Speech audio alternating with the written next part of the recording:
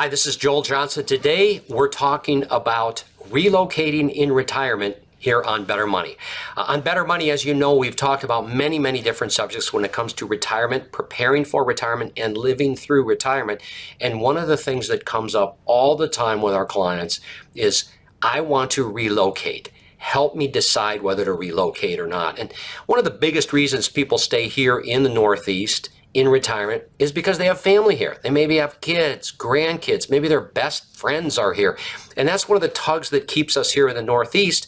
But there are a lot of reasons to move south. There's a lower cost of living. Typically the tax base, not just property taxes, but income taxes are much lower. So I've created a retirement relocation checklist, and it's the 20 things that you need to think about, that you need to go through to make sure it's the right thing for you to relocate, or it might even tell you to stay here in Connecticut. Let's talk about a few of the things. Taxes, I mentioned earlier. Taxes is a big deal.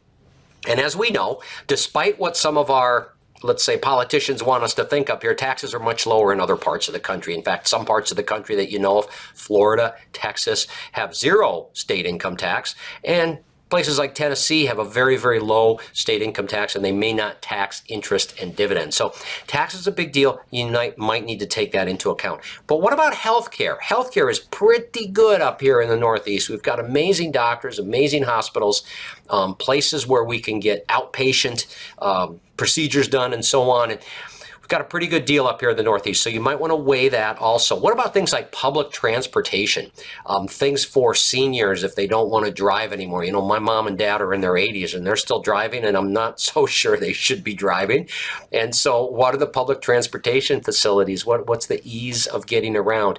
And then what about the amenities? You know, if you like to boat, or you like to fish, or maybe you like to hunt, maybe you like to do other types of activities, are those available to you in some of the places that you would consider relocating? What we found is a lot of clients, once they go through this checklist, they decide to stay here in Connecticut or somewhere up here in the Northeast because the quality of life up here is pretty good. Other folks say, hey, we're going to move.